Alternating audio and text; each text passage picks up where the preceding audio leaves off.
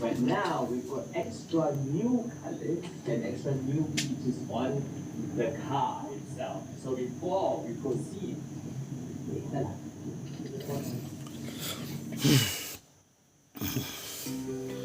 Mak pun apa nama skrin memang problem dua-dua belah.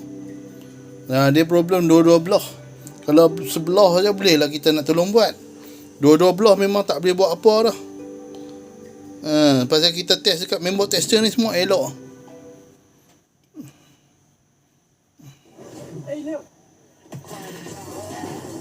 Member tester semua test elok semua. Melat menyala elok. Tapi skrin dia ni dua-dua set ada problem.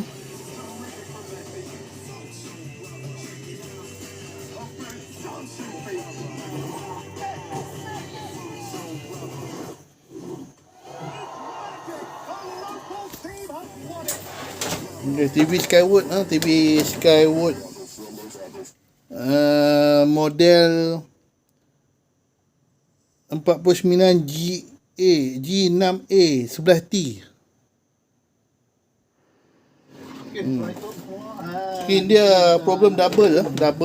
D-Max extend yang terbaru.